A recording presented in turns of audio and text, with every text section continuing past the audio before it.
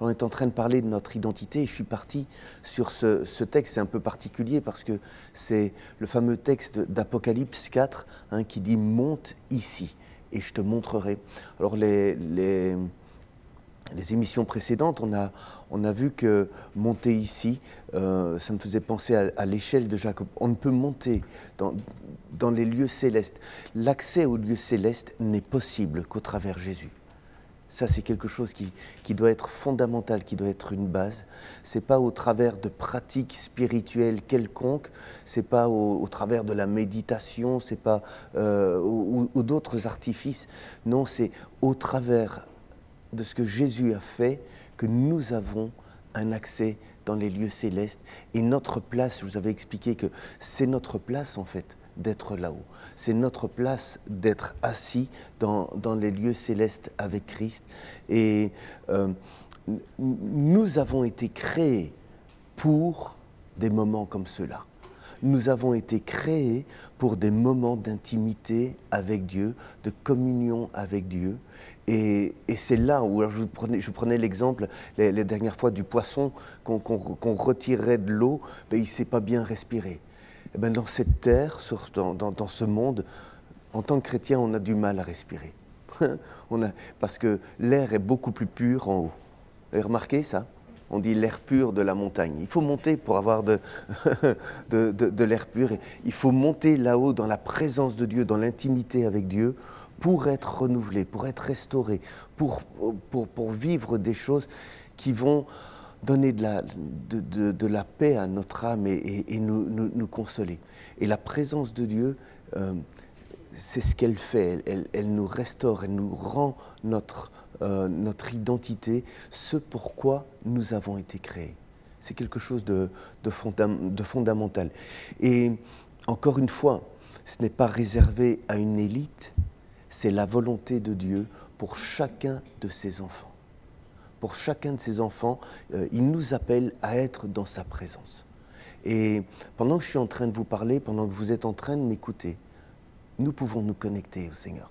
Nous pouvons monter. Il ne s'agit pas de dire « Ah, il faut que quand je vais rentrer chez moi, je vais prendre du temps à part pour faire un culte personnel et monter dans la présence de Dieu. » Vous voyez, là encore une fois, il y a quelque chose qui ne va pas dans cette manière de procéder, parce que quand nous disons « on va mettre du temps à part pour Dieu et l'adorer », c'est comme si après avoir mis du temps à part pour Dieu, nous n'étions plus connectés avec Dieu. Et que nous vivions notre vie hors de la relation avec Dieu. Mais Dieu, il est tout le temps là. Le Saint-Esprit, il est à nos côtés. Il est avec nous et il est intéressé par tout ce que nous vivons et nous faisons. Et tout ce que nous vivons, ça c'est un grand secret. Tout ce que nous vivons et nous faisons, il est présent, il doit être présent au milieu de nous. Vous comprenez ? Et donc, même dans notre sommeil, nous pouvons être visités par la présence de Dieu. En se levant le matin, c'est Bénigne qui dit « Bonjour Saint-Esprit ». Mais ce n'est pas juste une formule, vous voyez, il est là, il vit avec nous. Et tout ce que nous faisons, c'est avec lui. Il est présent, il est là. C'est ça que ça signifie, monte ici. Ça veut dire détache-toi, apprends à te détacher de juste une vision matérielle, mais apprends à voir là-haut, avec moi. Je vais te montrer, je vais te révéler des choses. Alors ça apporte de la paix à notre âme, il y a quelque chose de précieux. Je vous disais également que dans la présence de Dieu, là-haut dans les lieux célestes, sont des lieux d'abondance. C'est important de bien réaliser que ce sont des lieux d'abondance. Parce que nous avons en Occident, en francophonie, développé un christianisme de médiocrité. Un bon chrétien est un chrétien pauvre. Vous avez remarqué ? C'est pas juste. Alors on peut tomber dans l'autre excès en disant qu'un chrétien doit être riche. Ça, c'est pas juste non plus. Mais en tout cas, un bon chrétien doit être riche de la présence de Dieu. Doit être riche de cette communion, de cette relation avec Dieu, doit être porteur de cela. Et il nous faut apprendre à développer un christianisme d'excellence. Alors c'est de l'excellence dans notre communion avec Dieu, mais aussi de l'excellence dans la manière dont nous vivons notre foi. Il ne faut pas être bon dans ce que l'on fait, il faut être excellent, parce que notre Dieu est un Dieu d'excellence. Et il nous appelle à l'excellence. Alors, je vais vous donner un petit exemple de la manière dont parfois on peut vivre la vie chrétienne d'une manière médiocre. On raconte cette petite histoire de cette dame missionnaire qui utilisait des sachets pour son thé, des sachets de thé pour faire ses infusions, et puis après qu'il les faisait sécher pour les envoyer aux missionnaires. Vous voyez ?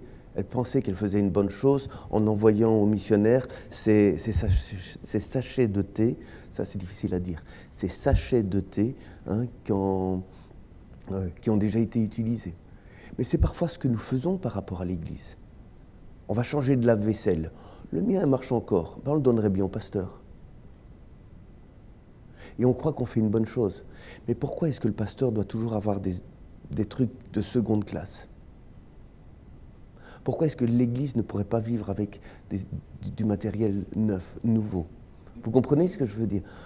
Pourquoi est-ce que nous devons toujours dire, on va faire du bricolage, on va se lancer dans le ministère, mais on va faire du bricolage. Pourquoi est-ce qu'on ne peut pas dire, non, on veut le meilleur ?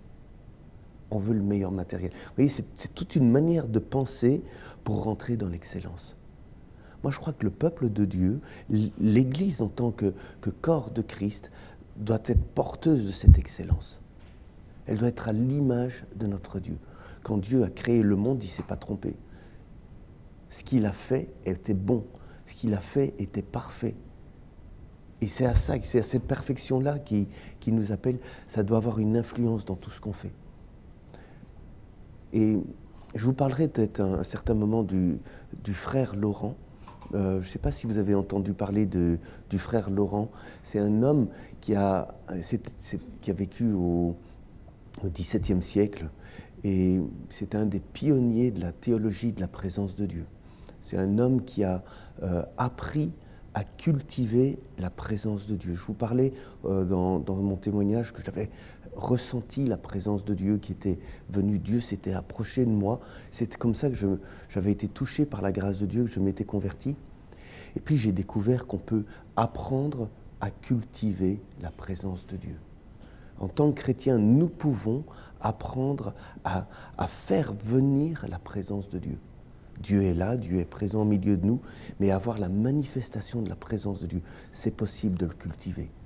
Alors, le frère Laurent, par exemple, on dit il a les 40 dernières années de sa vie, il les a passées dans la présence de Dieu. Constamment. Être constamment dans un état de la présence de Dieu. Il a beaucoup de choses à nous apprendre. Il n'a pas écrit beaucoup, mais il a quelques phrases qui sont absolument extraordinaires et je vous les partagerai plus tard. Mais notamment, il dit ceci, nous devons, dans tout ce que nous faisons, il faut impliquer Dieu dans tout ce que nous faisons. Alors, il s'occupait, il était dans son monastère, et puis il s'occupait de la cuisine, et il disait, on me demande de faire une omelette. Avant de faire l'omelette, je parle à Dieu, je remercie Dieu. Pendant que je fais mon omelette, je parle à Dieu, je remercie Dieu.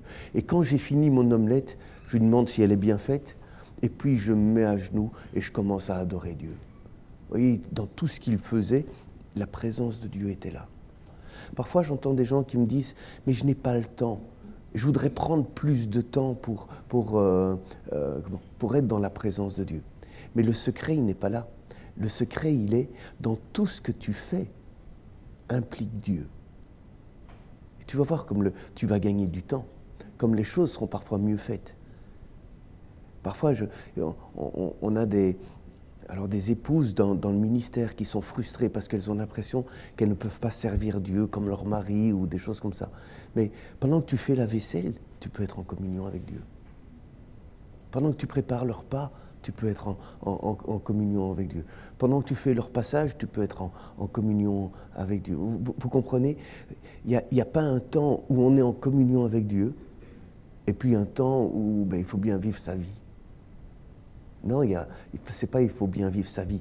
Dieu est présent. Ça veut dire ça, monte ici. Dieu t'appelle à ce type de relation. Monte ici, c'est ça que ça signifie. Dieu t'appelle à une autre qualité de vie. Et en rentrant dans cette autre qualité de vie, les choses vont être différentes. Ça ne veut pas dire qu'on nie les problèmes, ça ne veut pas dire qu'on nie la réalité de la vie, mais ça veut dire qu'on va, on va rentrer dans une maturité où on va avoir une autre perception de nos difficultés. Les gens qui nous entourent, les gens du monde, comme on dit, ben, ils n'ont pas cette possibilité, ils n'ont pas cette chance de pouvoir se détacher des difficultés pour trouver un autre point de vue, pour avoir le point de vue, la consolation de Dieu. Alors ils sont obligés d'aller en parler à des psychiatres. Ils sont obligés d'aller faire des thérapies, ou alors ils vont aller dans l'occultisme, ils vont aller dans des tas de choses pour trouver une substitution et une solution à un problème. Mais nous avons tout ça. Alors je n'ai pas dit qu'en tant que chrétien, on n'avait pas le droit d'aller voir un psy. Parfois on a besoin, hein. Et je ne suis pas en train d'opposer les choses, la médecine, mais je dis que si nous pouvons développer une qualité de relation qui va nous faire transcender les problèmes du monde, qui va nous faire dépasser les problèmes du monde. Alors, on va continuer, on va aller plus loin, dans quelque chose de très basique. Mais quand je dis basique, ça ne veut pas dire, oui, bon, c'est la base et puis il faudrait qu'on aille plus loin. Je vais vous parler de l'amour de Dieu et de la qualité de notre relation et de la découverte de l'amour de Dieu. Mais un jour, Dieu me donnait ces paroles à dire dans un temps de louange. Et puis la première réaction que j'ai eue, c'est de dire, oui, mais ça c'est basique. Et puis Dieu m'a repris tout de suite et il m'a montré que dans notre société, dans notre culture européenne, mais la base de notre alimentation, c'est le blé. C'est la base, c'est basique. Le blé, c'est l'élément basique. Mais ça ne veut pas dire que ce n'est pas important. Et ça ne veut pas dire que ce n'est pas bon. Chez les Chinois, la base de leur alimentation, c'est le riz. Vous comprenez ? Et nous, en tant que citoyens du ciel, la base de notre alimentation, c'est l'amour. C'est l'amour de Dieu. Alors, je donnais ce séminaire en Belgique à un certain moment.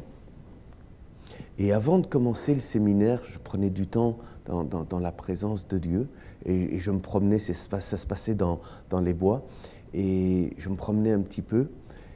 Et puis, la présence, je parlais au Seigneur et le Seigneur me disait « Laisse-moi t'aimer. Laisse-moi t'aimer. » Vous voyez, en tant que chrétien, on fait des tas de choses pour Dieu. Si vous êtes présent ici, c'est que vous aimez Dieu. Vous avez pris du temps, vous êtes venu, vous vous êtes déplacé. On fait des tas de choses pour Dieu. On vit sa vie chrétienne pour lui. On lui offre notre argent. On consacre notre vie à Dieu. Mais est-ce que nous nous laissons aimer par Dieu ? C'est très important. C'est beaucoup plus profond qu'on ne peut l'imaginer. Oui, je peux aimer Dieu. Oui, je peux avoir un amour pour Dieu. Oui, je vais avoir mon cœur qui monte dans l'adoration.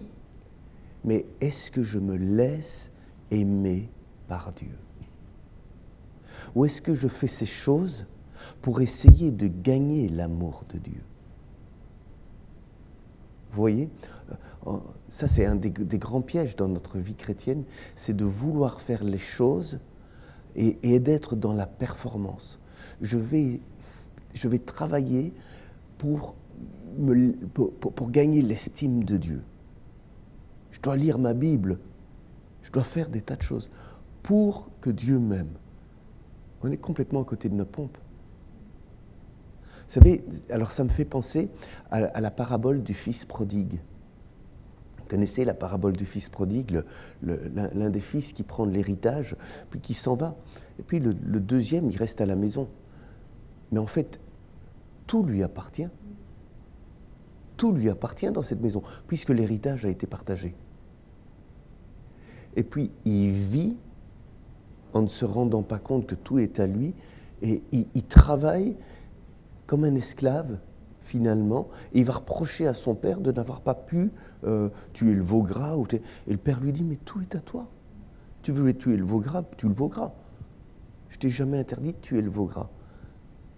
C'est lui qui s'est privé de ne pas bénéficier de son héritage. Vous comprenez? Et souvent, en tant que chrétiens, nous privons volontairement, inconsciemment, des bonnes choses que Dieu en réserve pour nous. Il nous aime. Et ça m'a fait du bien. Je me suis dit, je vais me laisser aimer. Être dans la présence de Dieu et de se dire, j'ai besoin d'être aimé. Je vais me laisser aimer.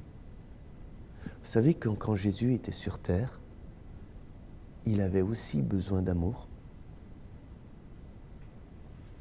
Il avait aussi besoin de se laisser aimer. Vous ne me croyez pas? Au moment de son baptême, une voix se fait entendre du ciel. Et cette voix dit, « Tu es mon fils ». Alors, dans un des évangiles, il est mis, « Celui-ci est mon fils bien-aimé ». C'est une proclamation du Père par rapport aux gens qui sont là. Et dans un autre évangile, il est dit, « Tu es mon fils bien-aimé, en qui je mets toute mon affection ». Est-ce que vous avez, quand pour la dernière fois, avez-vous entendu Dieu vous dire, « Tu es mon enfant bien-aimé. Tu es mon fils, tu es ma fille bien-aimée, et je mets toute mon affection en toi. » C'est précieux. C'est vraiment la base. Hein. C'est la base de ma vie chrétienne. Parce que quand je me laisse aimer par Dieu, je suis plus je vous parlais dans la performance, je ne suis plus dans « je dois faire quelque chose ». Je me laisse aimer de Dieu. Et puis il y a un autre épisode dans la vie de Jésus où ça va se reproduire. C'est au moment de la transfiguration. Dans l'épisode de la transfiguration, la voix se fait encore entendre, la voix du Père se fait encore entendre. « Tu es mon fils bien-aimé.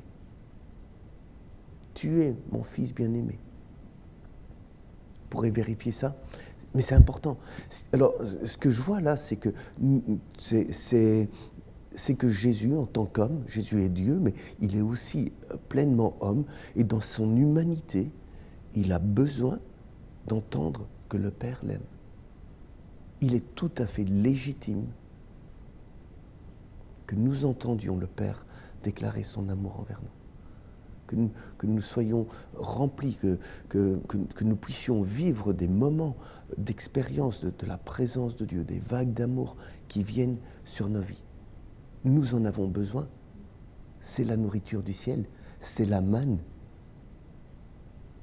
C'est la manne qu'il nous faut aller chercher régulièrement. Il y a dans le psaume 143, il est mis « dès le matin ». Dès le matin, fais-moi connaître ton amour. Dès le matin, nous avons besoin de... Alors, je ne suis pas en train de vous dire « il faut qu'on fasse notre culte personnel dès le matin. » Non, c'est beaucoup plus subtil que ça. Dès le matin, je me lève. Alors moi, je prends du café. De temps en temps, je mange une tartine. Mais on prend le petit déjeuner. Mais nous devons prendre notre petit déjeuner. Bonjour Saint-Esprit. Et puis, waouh, j'ai besoin de me laisser aimer. Je suis aimé de Dieu. Et quand je me laisse aimer de Dieu, ma personnalité commence à changer. Je ne cherche plus à être aimé des gens. Évidemment, ça me fait plaisir quand on m'aime. Ben oui, à qui ça ne fait pas plaisir? Mais ma confiance n'est plus dans... ma sécurité ne va plus être dans le fait que les gens m'aiment. Vous comprenez? Parce que je me sens aimé de Dieu. Et quand on ne cherche pas l'approbation des hommes, quand on ne cherche pas à être aimé des gens, ben ça nous permet d'être vraiment nous-mêmes, de ne pas porter des masques. Et c'est tellement beau, ça nous permet de... Alors c'est marrant parce que c'est comme si c'était un cercle, comment je vais m'exprimer par rapport à ça? On dit il y a des cercles vicieux. Mais ici, ce n'est pas du tout un cercle vicieux, c'est dans l'autre sens, c'est quelque chose qui est positif. Parce que je me sens aimé de Dieu, je ne vais pas chercher à faire les choses pour me faire aimer des gens. C'est là où je vais être le plus naturel possible, et c'est là aussi où les gens vont m'apprécier le plus. Vous comprenez, on est dans un mécanisme comme ça. Alors le truc, c'est apprends, et ça s'apprend. Apprends à te laisser aimer de Dieu.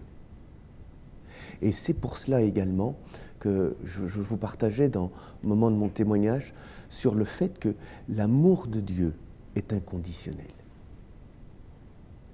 L'amour de Dieu est inconditionnel. C'est vraiment une base, parce que les gens... j'entendais un évangéliste français sur Internet qui me faisait un débat sur Facebook, il lançait une petite phrase, il disait, mais qui ne croyait pas en l'amour inconditionnel de Dieu. Mais si tu ne crois pas en l'amour inconditionnel de Dieu, c'est le principe même de la grâce que tu ne comprends pas. Il y a quelque chose au niveau de la grâce que tu n'as pas capté, parce que tu es dans un système où tu crois que c'est même ta décision qui fait que Dieu t'aime. Mais ce n'est pas comme ça que ça fonctionne dans l'Évangile. Dans l'Évangile, c'est l'amour de Dieu qui m'attire et qui me transforme. Ma transformation, et ce n'est pas cette transformation qui va faire que Dieu va m'aimer plus. Je vais vous dire un secret, Dieu ne saurait jamais m'aimer plus que ce qu'il m'a déjà aimé. C'est impossible, parce qu'il a mis un comble à son amour en donnant son Fils unique. Jésus a mis un comble à son amour pour moi en se donnant lui-même en sacrifice à la croix. Qu'est-ce que vous voulez que mes petites actions ici sur terre, mes petits sacrifices, quels qu'ils soient, fassent que Dieu m'aime plus que ce qu'il n'a pu m'aimer? C'est impossible. Et chercher à gagner l'amour de Dieu, c'est quelque part insultant. Parce que c'est comme si on disait à Dieu, tu sais, c'est bien gentil, mais ton sacrifice n'est pas tout à fait suffisant. Il faut que je travaille pour mettre un comble et pouvoir mériter un petit peu ton amour. Dieu m'a aimé avant la fondation du monde. Avant de créer le monde, il m'avait déjà sur son cœur. Il m'aimait. Il m'a désiré. Il m'a voulu. Je ne suis pas un accident. Il a voulu et il m'a désiré dans son cœur. Donc, il m'a déjà aimé même avant que je ne pêche. Avant que je ne pêche, dans ma vie, il m'avait déjà pardonné. Dieu ne me pardonne pas parce que je lui demande pardon. Dieu m'a pardonné avant que je ne pêche. La repentance ne consiste pas à demander pardon à Dieu. Là, je vais peut-être vous choquer. C'est une part de mon ministère, de choquer parfois les gens dans leur conception. Mais la repentance ne consiste pas à demander pardon à Dieu. La repentance consiste à changer de comportement. Imaginons que je me dise à ma femme, ma chérie, je te demande pardon, j'ai presque été fidèle. Ça suffit quoi? Mais que je n'ai pas été fidèle. Vous êtes bien d'accord avec moi? Bon, elle pourrait peut-être me pardonner. Mais si le lendemain je lui dis, je te demande pardon, j'ai presque été fidèle, ça ne passera plus. Je peux vous le garantir. Et si 3 jours après je lui dis, je te demande pardon parce que j'ai presque été fidèle, je vais avoir mes valises à la porte. Vous comprenez le truc? Et nous, nous sommes là constamment à nous dire à Dieu, je te demande pardon, je te demande pardon, je te demande pardon. Mais tu peux demander pardon à Dieu autant de fois que tu veux pour ton problème, tant que tu ne changes pas. Il n'y a pas de réelle repentance. La repentance ne consiste pas à demander pardon, la repentance consiste à changer de comportement, à avoir un autre style de vie. Notre demande de pardon ne change rien. C'est terrible ce que je suis en train de vous dire. Mais c'est des petites choses, il faut remettre les pendules à l'heure derrière tout cela. Et donc, Dieu nous aime. Et un des grands secrets à réaliser, c'est que Dieu ne m'aime pas parce que je suis beau. Dieu m'aime parce qu'il est amour. Dieu ne se force pas pour nous aimer. C'est la nature profonde de Dieu. L'amour est la nature profonde de Dieu.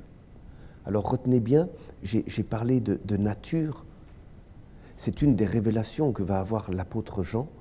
Il va dire Dieu est lumière, Dieu est amour. C'est une révélation qu'on ne retrouve pas comme ça dans l'Ancien Testament. Je n'ai pas dit qu'elle n'était pas présente dans l'Ancienne Alliance, mais à partir du moment où la venue de Jésus, si vous voulez, le sacrifice de Jésus ouvre les yeux, c'est une révélation sur la nature profonde de Dieu. Il est lumière, il n'y a pas d'obscurité en lui, et il est amour. Il ne doit pas se forcer. C'est un peu comme le soleil. Le soleil brille, même quand il y a des nuages. Le soleil brille. Et je vais vous dire un grand secret, même quand il fait nuit, le soleil brille. Ce n'est pas parce qu'on ne le voit pas que le soleil ne brille pas. Le soleil ne se force pas à briller. Il brille, c'est tout. Et nous bénéficions de cela. Mais l'amour de Dieu, c'est exactement la même chose. Exposons-nous à son amour. Exposons-nous à sa présence. Il est constamment là, en train de rayonner d'amour. Et la grâce, c'est cela. C'est pour ça que je peux dire à n'importe qui, quand je prie pour les gens, je n'ai pas à me poser la question « Oh Seigneur, est-ce que tu aimes cette personne ?» Non, je sais que Dieu l'aime. Parce que c'est quelque chose qui sort naturellement de lui. Son amour rayonne. Et c'est pour cela que même quand nous péchons, je vais vous dire quelque chose de terrible, mais même quand nous péchons, Dieu nous aime. Ça, c'est dur à entendre. Parce que nous sommes dans la performance. Nous croyons que nous devons mériter l'amour de Dieu. Ou nous croyons que Dieu arrête de nous aimer parce qu'on a fait une bêtise. Vous pouvez rejeter Dieu, il continuera à vous aimer.